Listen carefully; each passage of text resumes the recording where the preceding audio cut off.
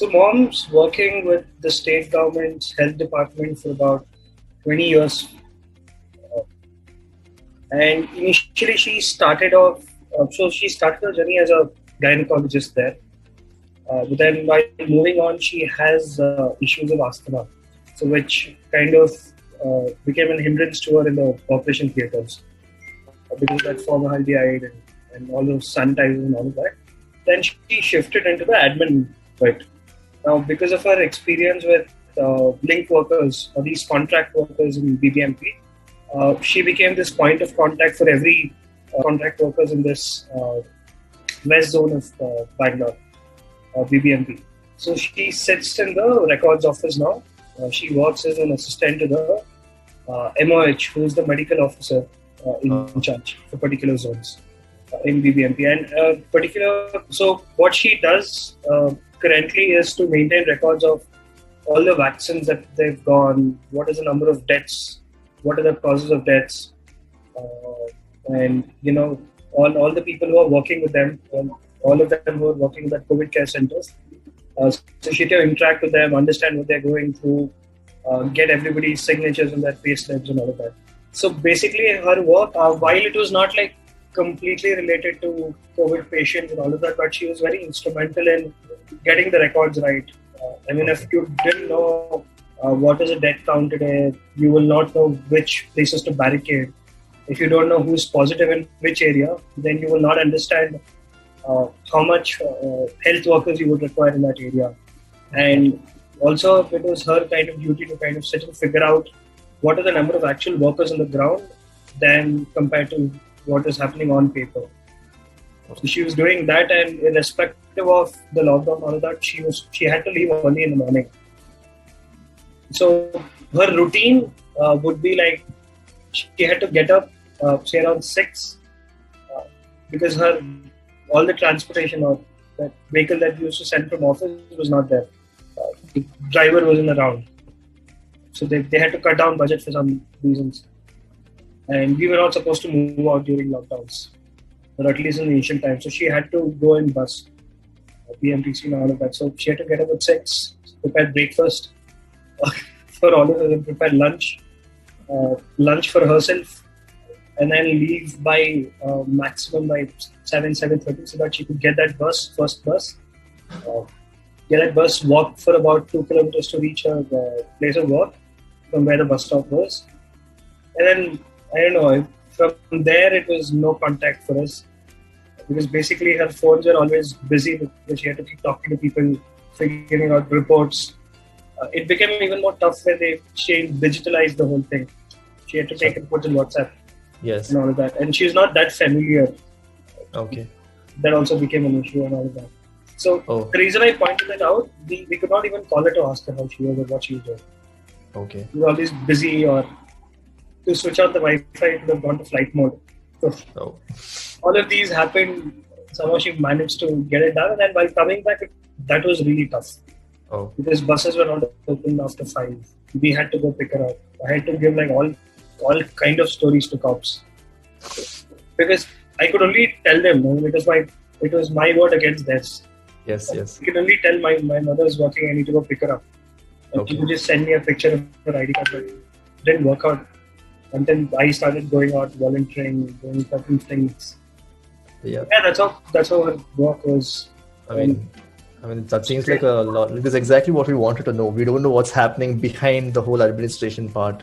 So, like you said, you just mentioned that your mother has to take account of all the death counts and all the things. That puts a lot on the mental health. So, how did you guys all cope up with that? Or did your parents ever talk about how they talk about their mental health and physical health, about such a toll and so many things on the conscious? So one thing about moms that we're like proper non-vegetarians, but she doesn't eat non-veg. She cooks for us, but she doesn't eat. And when she's looking at TV or anything on the YouTube, she sees a fish being caught, she starts crying. She just can't handle it. And they get so connected, so they get so sad. They're killing the fish, or these videos that keep going on. Somebody hit a child, a dog was rescued, and things like that. She just can't get enough of it. She just keeps looking at her and she wants to feel sad for some reason. She's too much empathy, like she over empathizes. Yes. With those. And this is one thing that we were always worried about. When she goes out, what will it be like? And that's exactly what happened. She puts up a very strong face. No, it's okay. We'll manage. We'll get things done. We wear PPE kits. But probably the first week, I guess this was. Initially, it was all like, oh, there's no traffic. Oh, cops are catching people and all of that. But then, over and over, when she started noting around, she used to take a step forward and say, why is this happening? Talk to people there. And then why are people being, suddenly they were stone pelting and all for health workers. So near Hennur and all of that. So she had sent few link workers from our end. All of them were like out of work youth. So she does that bit. So anybody who's like out of work, somebody who's not completed their education, she kind of puts up a good reference and she gets them on board as contract workers, either for data operation or help in logistics and all of that. So two of her people whom she had referred were stuck there. So that was like a very big thing for her. She was like, went all out. She wanted to send autos, cops everywhere, nothing. And nothing helped, worked. She used to come silently, I've seen her like break down a few times. Not like very open. She won't kind of tell it to us because we'll say then stop working. And that's the only thing we could tell her. We can say yes. So we'll say don't do it. And we were also worried because she didn't ask for a patient. Oh. And so she's putting herself front before everyone else. COVID is like first hits your respiratory system. Yes. Really worried. Like full superwoman feel she had. Mentally, she was very disturbed initially. Very, very disturbed. We were like illiterates. We really didn't know how to cope up with it. All I could tell was, hey, why you feel? And we used to condemn her feelings with it. You can't really do that. Why you getting? There's nothing you can do. Every time my only argument was, there's government to do it. You and me and all four of us together could do only so much. And there's nothing we can do, just leave about it. Yes. Then over a period of time, the stories that she shared, all of us used to sit and feel bad. Oh, this shouldn't have happened, that shouldn't have happened. So that's like one other driving force why me and my brother used to go out. Yeah. Volunteer, help grocery kits, pushed my organization to do some volunteer work and all of that to support. So really tough in the beginning, but then now we've kind of understood how to distance in that way. Yeah. It still hurts.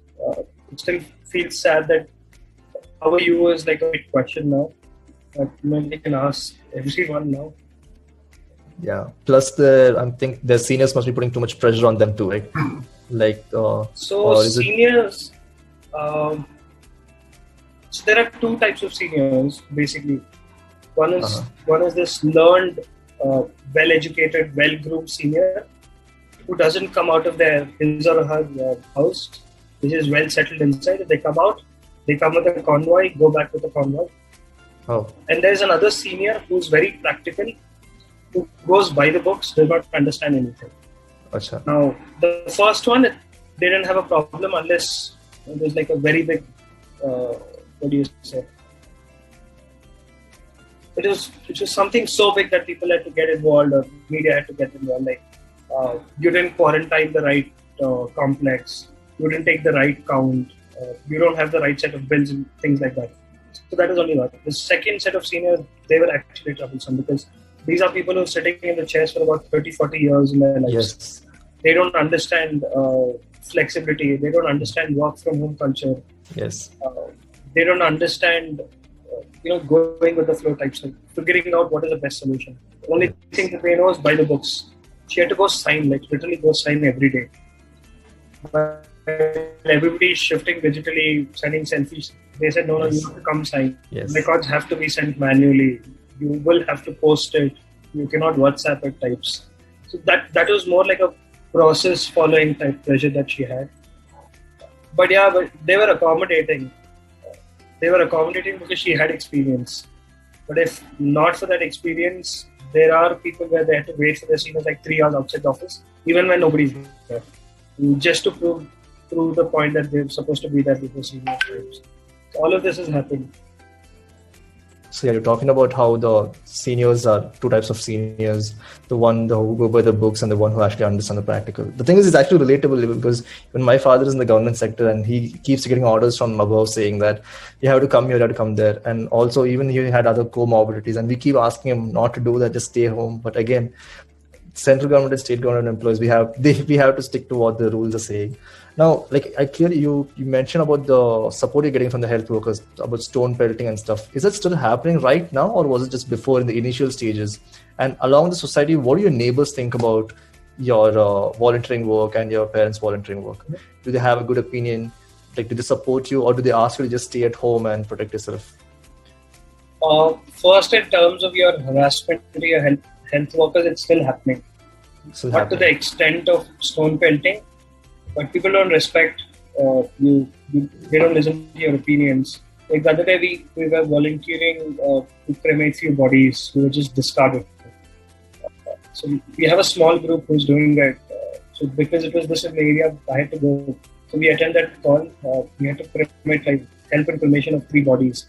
So there are health workers out there who are just standing in the crematorium, asking people to take care, giving them PPE kits, helping them fill the forms. And there are a few groups who are giving them food, telling them to kind of stay away from everything, maintain distance and all of that. Nobody gives a damn. They went against them. I've helped them cremate body of their relative. They turned against me. I said, can you stay away? Don't come here. Don't give anything in cash time. So people they respect you unless and until you don't invade their space, which is as simple as telling you to wear another mask on top of what they're wearing. And if you want to kind of tell them something that is outside the comfort zone or something they really don't understand or don't want to do, then harassment is there. Be it your vaccination places, be it your testing places, crematoriums, everywhere, like literally everywhere. If you're following something, then they're hurting someone, they're asking somebody else, finding anybody else. You're completely okay. But when it comes to you, the only thing you know is to harass them. This is still happening. And I don't know what's the solution. In terms of neighbors, a few were supportive.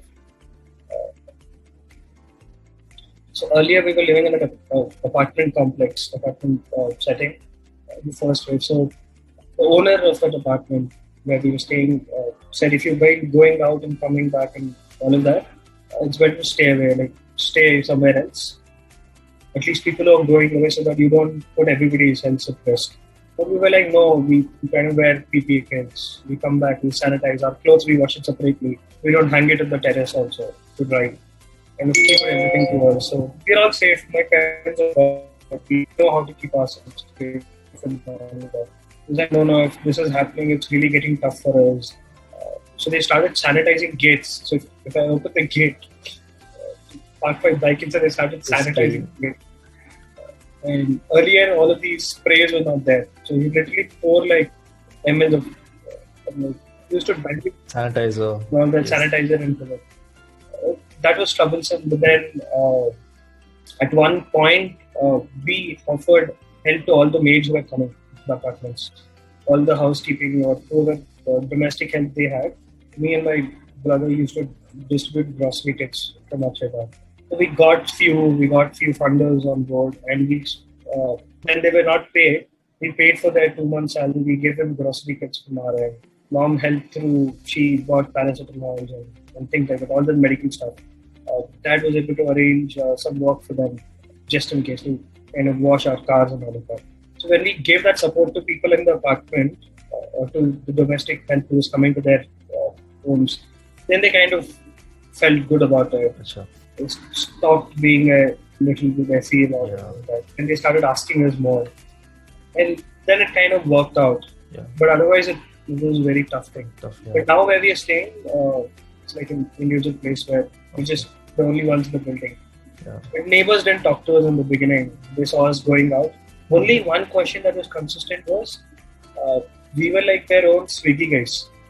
Oh. Achha, you're going out? Can you get something for me? Yes. My relative stays there. Can you do that? If they were genuine like medicines and all of that, we've helped. But I've got very weird asks. Aate, can you get chicken for me? Coriander. that shop's open. Can you tell me if the shop's open and things like that? That has all happened, but that distance was there. Unless they didn't know us or what we were doing, they always looked at it like very weird. Yeah. Not talking to us, not want to come in, not want to look at us. I mean, just even have a normal conversation. Yes. We go out, they used to get in. Wow. And we didn't want to disturb them, so we were like, we'll either walk in early in the morning or we'll walk late at night. Yeah. 2 dogs back then, so all of these were happening. But sometimes when you go out and if they want to get groceries, that's the only time they come out to ask you to buy the groceries. Yeah. Exactly, that was the only time. That's happening. Yeah. And you spoke about donating the 2 months salary and groceries. That's actually a wonderful thing. I think even our Prime Minister also told us when the initial first few waves came, he asked us to donate like 1/3 or 1/4 of the salary, which is actually good. And again, about the health workers, that's actually pretty sad. It happened recently in Chikmagalur and Assam, where they beat up doctors. I hope there will be reparations, and I hope we're doing a good job. The justice is doing a good job. Now, I mean, like, is there some message? Oh, I had another question regarding you. Like, you're also a volunteer. So, what exactly your schedule, and how is it different from your parents' schedule? Like from morning till the end. So none of us are staying at home since the first wave. Oh. Dad works for an organization. So he was an ex-army officer. Oh. Currently, where he is, he takes care of admin and security bit of an organization. Okay. So they're into ready-mix concrete and all of that. Okay. There are a lot of migrant workers. So these guys have nowhere else to go except for the factory. Factory where the manufacturing is happening, they're on site, like makeshift things, and that's their permanent work. And whenever they get holiday stripes, they go back to UP and wherever they're from. So now, if you don't keep a check on them, if there's no food or whatever they want is arranged for them, they're bound to go out. And one guy gets infected, the whole factory gets shut down. And they were kind of helping them build hospitals, create new wings. It was ready-mix concrete. It was never stopped construction. So he always had to go out, kind of look after them, put security guards out there, go out of their way, arrange somebody to cook for them in the house, get them grocery and all of that. Every time we went out in grocery donations and all of that, he gave his factory car vehicles in terms of logistics support. So he's doing that. My brother's part of the civil defense.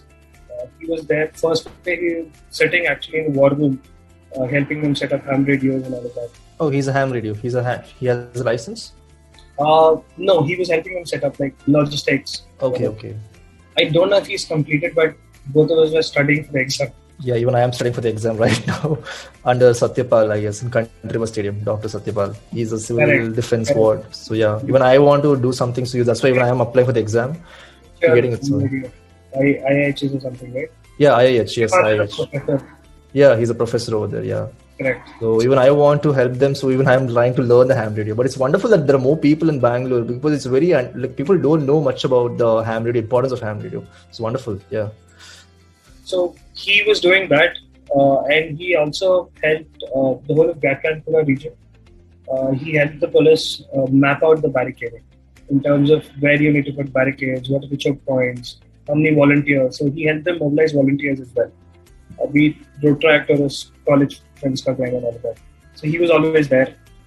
So I work for a social enterprise called COPS, Concern for Road and Pedestrian Safety.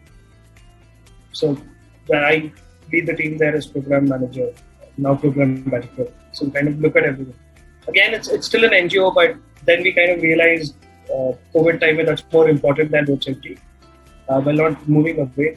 So we said, for me, as an organization, we kind of look at vulnerable road users. So in that bracket, you have auto rickshaw drivers, non-motorized transport, so all of these Tenga guys, roadside vendors, homeless people, migrants who are traveling because they don't understand regional languages, so they can't read boards. Yes. Accidents, and so we go to that level and we look at vulnerable road users. But due to COVID, these vulnerable road users just became even more vulnerable because while government was helping them with all the kits, if you don't have a ration card, you're not getting kits. Yes. Where will these migrant laborers get it from? Where will the auto drivers get it from? So we were looking at them. So I kind of pushed my organization to use the part of the fund that we have to give them grocery kits. So we partnered with ZOMATO Feeding India program, got them like dry ration kit, not completely, but at least rice, dal, oil, and sugar. This is something that we could do right then and there, the moment the first wave hit. So we went out distributing that. And then we also realized that now they need work. So we created a platform only for these drivers and put all the social enterprises because nobody else could give them work. So we kind of created a platform where NGOs and drivers got together. So if any NGOs has any logistic support required, these drivers were readily available. So we created that platform. So that work was going on. So I had to map out physically what is the distance between an NGO and the drivers community, convince them to work for them, convince them to take out their autos, go to the cops to get them permissions, all of that. And another thing that we were working on was the Akshay Patra grocery packing trade. Yes, yes. So I mobilized all of my NCC contacts. So about 80, 90 of them were out from that particular place in Palace grounds on the first wave. So we used to begin our day at say 7 or 8 in the morning, go collect our passes for the day. First half was just packing in Palace grounds, just mobilize people. 80 of my NCC folks were with me. So just to get all of that sorted, create pack for about 2,000, 3,000 grocery kits a day. And then while coming back, we had raised funds for masks and sanitizers. While we were giving it to everybody else, the first lockdown, chowkis were installed and people had to sit there 24/7. When I say people, either they are civil defense volunteers or police. The Swiggy guys were out on the road. Earlier, they had small shops where they could afford food and water and get masks. Now all of that is closed. Everything that is open are premium restaurants. Now, why will a Swiggy guy who's earning like 200 as a commission per day would pay 250 for a biryani and have it? So ideally, in other words, that would translate to him going hungry while he is serving everybody else. To kind of figure out we need to do something for them. So one of my junior who is an officer in the army had come down for his holidays. So both of us just teamed up together, got my Activa out. We kind of created a small fund, his army friends, my batchmates while I was in training, NCC friends, other donors and all that. So we had two funds, one for food, one for masks. So ready package of food and masks we used to take it out, give it to everybody in the chowki and all of the Swiggy guys that we see. So every day so I used to come back home after the Akshay Patra packing, say about 3, take rest for about 4. The rest is 45 minutes gone and bathing and taking a bath and washing your clothes and then wear fresh ones. Go by 5 and come back at 11. So we covered whole of Bangalore.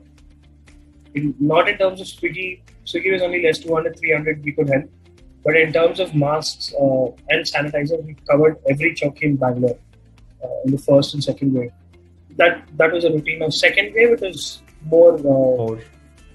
Because we had done this, people kind of trusted us more. So we could give about 30 plus oxygen concentrators. We raised it to kind of donated it. Masks went out. Last time we donated about 6,000. But this time I won NGO called Gunj. Okay, Gunj. Network. So they sent about 20,000 masks. The moment I asked them, they just sent 20,000 masks to my place. So we donated that.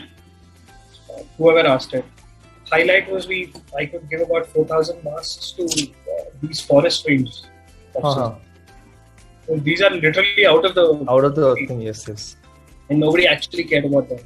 There are tribals there where there are hard to reach communities. Nothing's reaching them. So we took this help from them. One of the road put us in touch. So about 4,000 masks went to tribals, all of that Nagarhole, Bandipur belt. Okay. About concentrators we sent out, masks we sent out. We're doing cooking. So few kitchens I knew, garages I knew, but there's nothing happening. Youth spaces are there. So put that garage and kitchen together and said start cooking and giving to how much of people you can. These are happening. So this is like an ongoing process. Currently, we're looking at creating COVID care centers. One of my friends has a manufacturing unit, like a factory, and they can create like a bed for you at like under 6K, which you can use it for isolation. Gyan, but still, when you go to rural, the reason why COVID is more because we say isolate yourself. Home quarantine works only if you isolate yourself. But imagine a setup where it's a 1 BHK, there are 6 people staying, one of them is infected. Where will he or she will isolate? Ideally means everybody in the house should go out. Yes. They don't do it because they don't want to do it. They don't get tested. They don't tell if they're positive. They don't tell if they're symptomatic. So we said, let's create mobile isolation centers. So I got in support of these guys. So we're creating those beds and kind of sending it out pan India to whoever wants it. That bit's also happening. He's reduced. He's not even taking money for what it's costing. So most of the time, I sit there in that factory, figuring that out, seeing who needs where, what needs to be done. That's how it's going so far. Mom got affected a month ago. She was positive. One fine day, she just goes to office. She comes back. She says, "All of you stay there and positive." That's the only thing we heard. And she's like, "Okay." We emptied out one room, just staying there for 10 days. Me, my brother, father, all of us got tested the next day. Negative. Then again, we had to home quarantine ourselves. Okay. So she's fine now. Yeah, she's fine. She has to work again for tomorrow, the day after that. Wow. She took her off for about 2 weeks, and she has to resume work. Wow. That shows, I mean, you just got discharged and then a break and then again you get back into the work. It shows the dedication and stuff. And I had to ask another question, but I mean, you already answered it. Like, I mean, these are tough times. Do you find any time for yourself leisure? I mean, you said 45 minutes to take a shower, quick change and go. Is it an everyday schedule or is it some time, at least a day or off? Do you take a day off in the whole week? So... That's not happened so far. So Monday to Friday, I keep doing office work. Yeah. And then in the evenings, I'm part of another global group called Catfish 23rd. Different thing where all social entrepreneurs get together to get something done.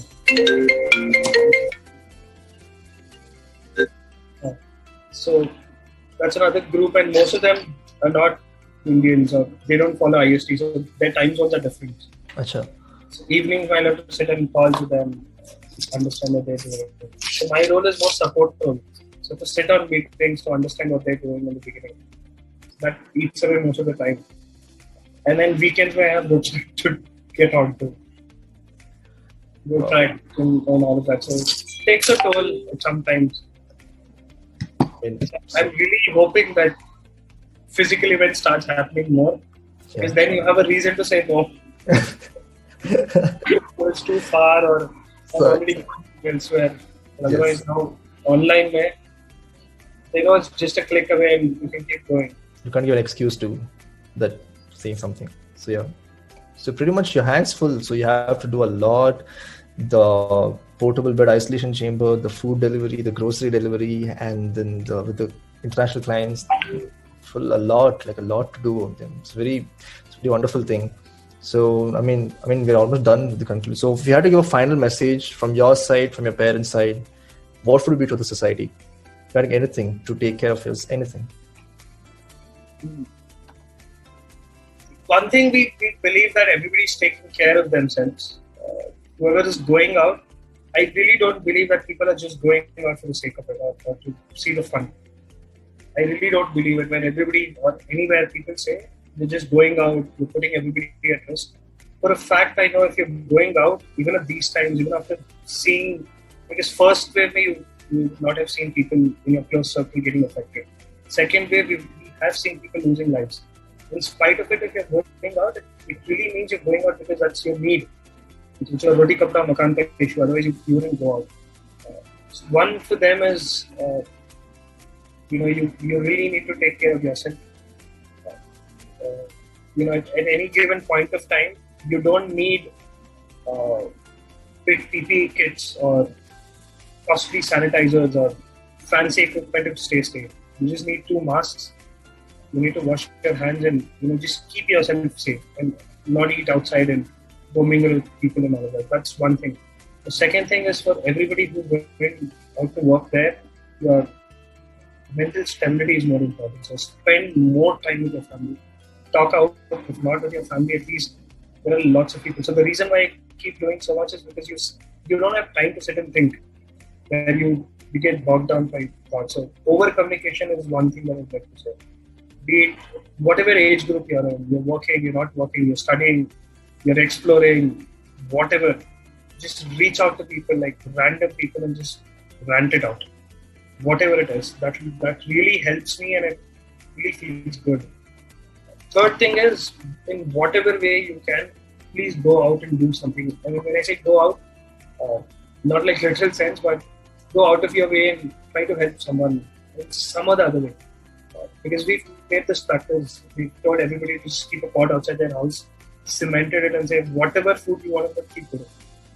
Irrespective of who takes it, whatever they do. And we've asked people not to lay off their domestic helps. So this is something that we could do. People look up to us and things like that. But otherwise, if you don't really need to do that, all that matters is your donation to online initiatives are not going to help. If you really want to do something, if you have a domestic help, don't say, no, I will not pay you because you're not working. If you know a teacher or somebody who's doing freelancing work, just promote them. If you know somebody is good at something, talk to them and promote yourself, give them platforms.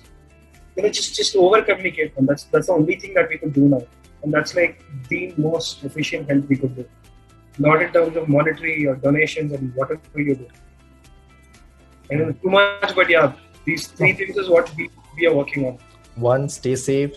2, support your mental health, take care of your mental health. And 3rd, support your local workers and everyone.